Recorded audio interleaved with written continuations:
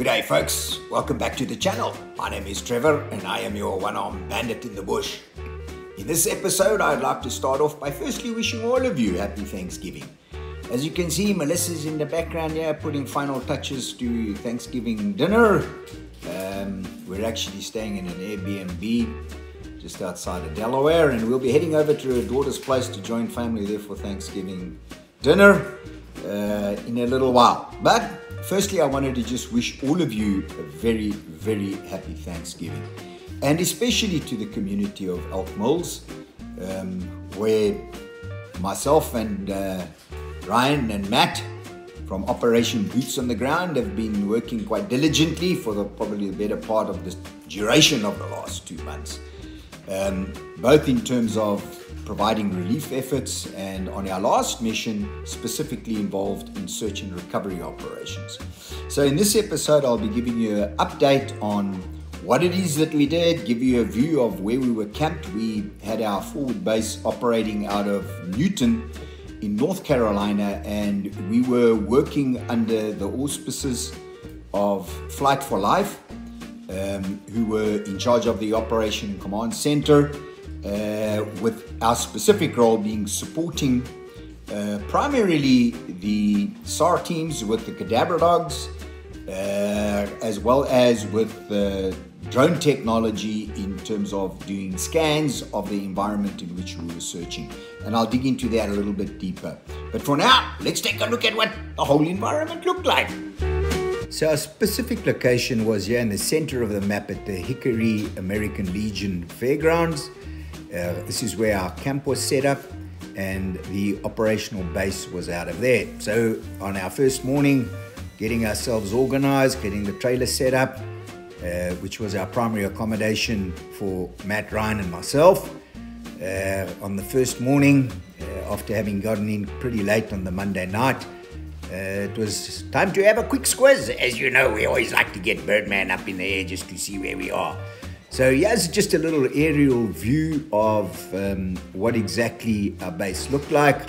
So we're quite obviously over there to the edge of the fence, and then the RV closer to you is where one of our colleagues, who we've kind of affectionately called Droney, as he was the primary drone pilot using some amazing technology, and I'll dig into that a little bit later.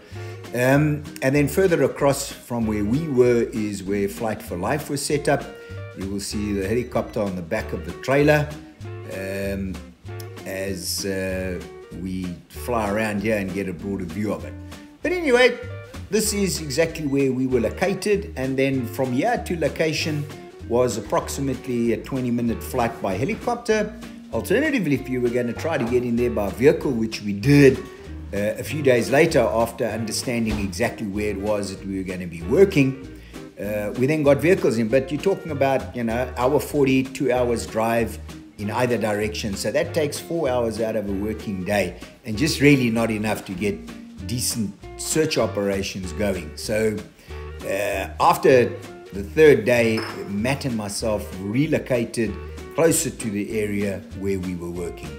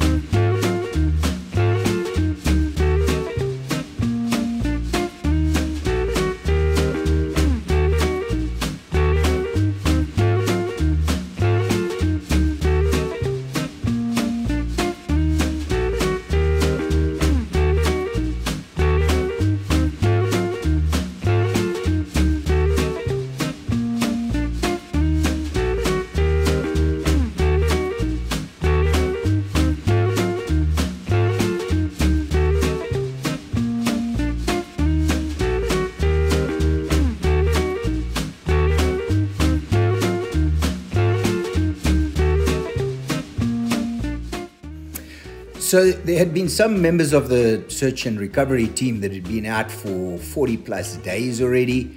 And on our first morning there, it was time for them to be relieved and brought back for a bit of R&R. So here you'll see the chopper returning back to base. My apologies at the camera work.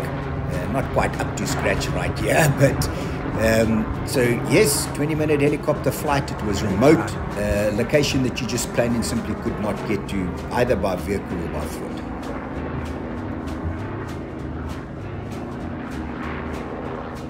Aiming with his camera, he's in all that good today, man. Now keep getting out of picture. Hey, cameraman, can you believe it? There he's gonna come around there. Don't worry. We will not miss him. There he comes.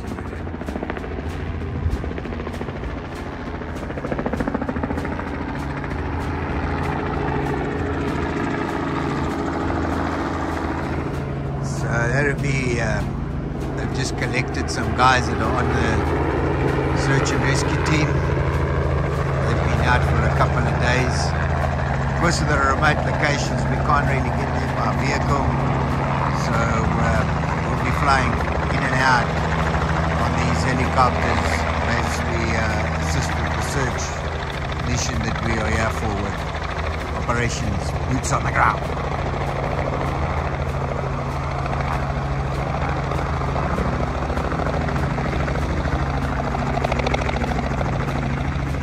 And she comes.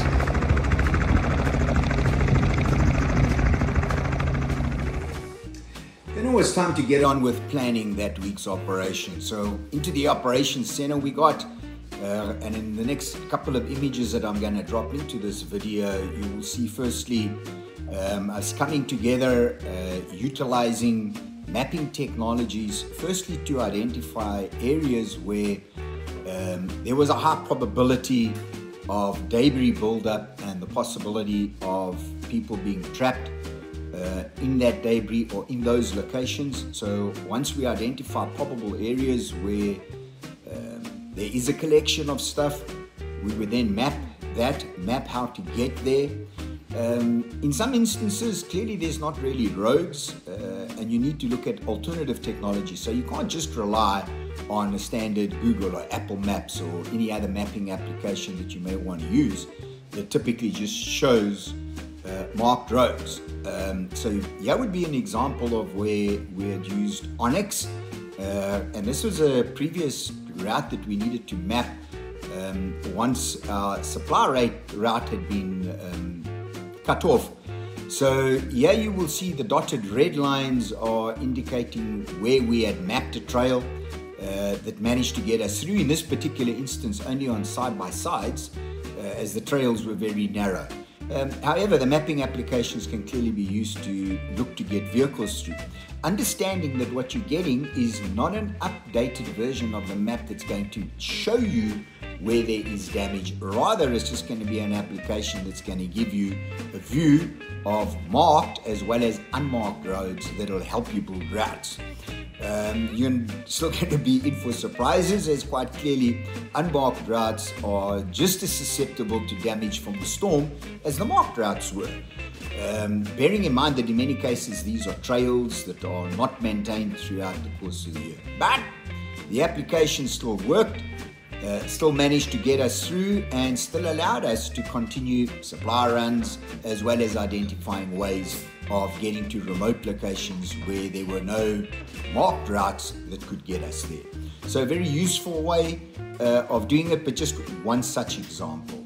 And then from there, it was out to location. The way that the search and recovery work would go is we identify a location, then we would go in with a team of cadaver dogs. We would use those dogs to search the area, and the way the dogs typically work is they come in with the handler, and the handlers, keeping them on a leash, would let the dogs guard. So the dogs pick up the scent and off they go, and once we get areas where the dog is identifying a very strong likelihood that there is either a body or limbs that are trapped in that area, we would mark it, we would return a day or two later with a second team. In other words, a different team of dogs, different handler, let them go through the same process. If you get 2 hits on the same location, that obviously drives up the probability. If you don't get a hit on a previously marked location, typically it means that you could probably clear it. Now, the kind of things that would lead to that is exactly what makes this sort of work very difficult. Because of the flood and because there would be bodies trapped and water flowing over environments, you get what's called residual scent.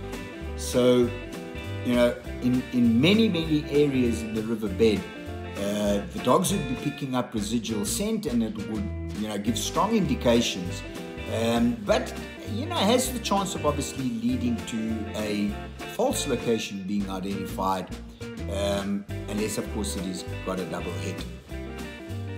Once we have 2 hits confirmed on the same location, it was then time to use drone technology.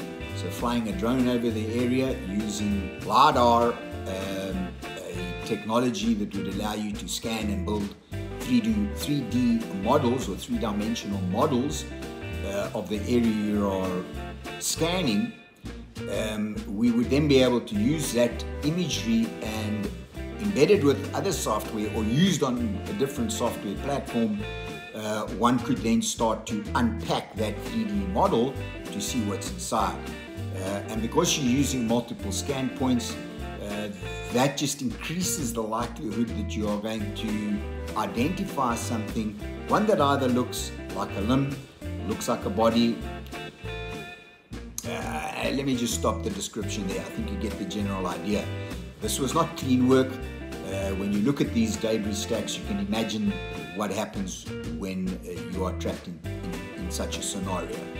So it was harsh work, and it was work that required a lot of focus. Over this period, and whilst we had been scanning these environments, we had come across numerous instances where we had seen large bear prints, and therefore it was necessary to provide security or protection for the cadaver dog teams. So the way that we primarily worked over the first 2 days is that Ryan would kind of lead out front of the area that we were going to be searching, and he would clear that as well as be observant on the lookout for anything that could threaten the dogs or the dog teams.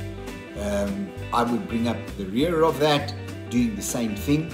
And Matt, obviously, who is a corpsman, a naval corpsman who was deployed with the Marines in Iraq, highly skilled medic, was with us, and his primary function was to provide medical support should anything go wrong. And that can be anything from, you know, falling and cutting yourself to fracturing a rib like I did on the last deployment. Luckily, I had Matt there to wrap me up so that I could keep working.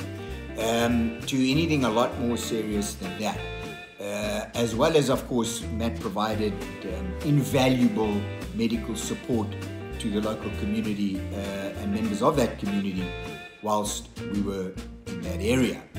So yeah, within, of course, the imagery as we planned out, and then I'll add some more imagery now of the dogs as they are searching and looking through the piles, so I can show you what the difference would look like where there is residual scent the dogs are picking up versus something that looks more like a hit, and then of course some of the drone doing its scanning. So here's the debris stack. As you can see, this stuff is really tall. You see, here goes the canine up front. We are covering the back, and Ryan's already gone through. So we'll walk around now into the riverbed. So there you go. Debris stacks. We're out on the riverbed. The chopper. So here we go. Here was our super medic, Matt, the naval corpsman. Tremendous work that he did throughout our deployment whilst we were there. So this is an example of what I was referring to. This dog has picked up residual scent. It's scouring this area between the debris. Just look at how big that stack is once again. And I mean, it is absolutely thick as it can get. So, it's clearly something has washed over here. This dog is extremely alert. It's looking, it's sniffing, and you'll watch as it scours the area. Due to the sensitive nature of this, I'm not going to identify the location, and I'm not going to tell you whether we had a confirmed hit here or not. It's sensitive work, there's families involved, and out of respect for them, I'll just show you the imagery that will indicate to you what I was describing versus anything else. We had worked multiple locations, and therefore this imagery really could be of any part of the riverbed that was part of this catastrophic flood.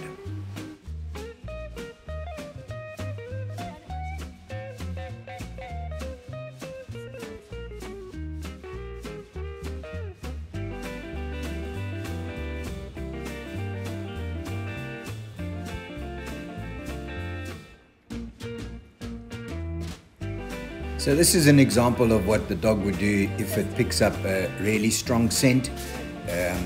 There was a pair of trousers that we had found close to this location, and therefore we suspected there was something real strong residual. We didn't manage to confirm or verify this, but this is exactly what the dog would do. It would dig, and then if there's anything there, roots, anything, it would just pull it out and continue digging.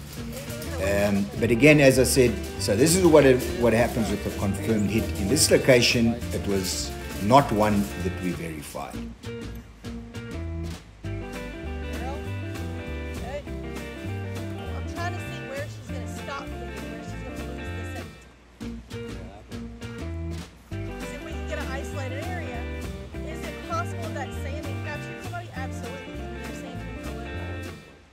It doesn't necessarily have to be under a rebound.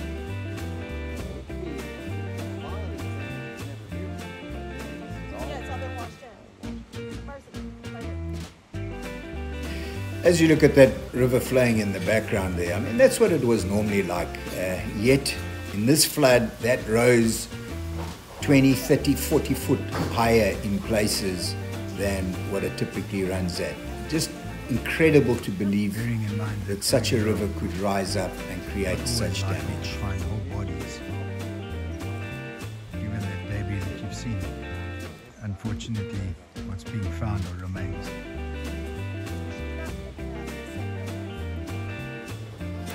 And then what would happen is, you will see in this scenario, the dog is giving us a very strong confirmation. So we would then mark the location, and we would then use the drone to scan the area, and that imagery would then be taken back to the command center to be analyzed and to determine whether there was in fact something viable there. Only at that point would we then bring in heavy machinery to start moving the debris apart so that we could get in and have a closer look. But that of course is work that has to be done in tandem with heavy machinery coming in, operators available, having the means of getting it to the location that we're trying to search, and then of course bringing the dog team back in as you work unpacking the stacks to help with the further pinpoint location of what we would be looking for. So there's the drone that's got ground penetrating radar, and what we are busy doing now is we are mapping an area, or at least surveying an area which is rather large, to see if there's anything under the debris pile. Whilst we were working in that area, we still had opportunity to visit folk in Elk Mills. I also returned over this past weekend to spend some time with some friends that we had made whilst we were working in this area. Really was tremendous to catch up with the local folk again, from our two bulls, Halfway Bull and Buddha Bull. Yeah, everybody had to get nicknames, and that was for our assistance, not for theirs, so that we could know which of the folk we were talking about, as there was numerous folk who had more than just one name. There were Bulls, there were Ernies, so we had to just like modify the name slightly as we went along. So, you know, great to meet up with them again, great to meet up with Grizzly. Grizzly was our local mountain man with lots of local knowledge and certainly helped us in terms of looking for confirmation of trails that we had mapped, and in fact even helping out with some of the mapping that we had done with Onyx. So great to knock into Grizz again, and to see that he was keeping well as visiting folks like Wayne and Shirley and just ever so numerous folk. Shay up at Bob's Island at the shop, and so it went. So really good to get back into the area, and glad to see that everybody is doing well, albeit there's still a lot of work to be done before this hurricane can be put to bed. Thank you ever so much for joining me on this video. I hope you'll like it. I hope you'll subscribe to the channel.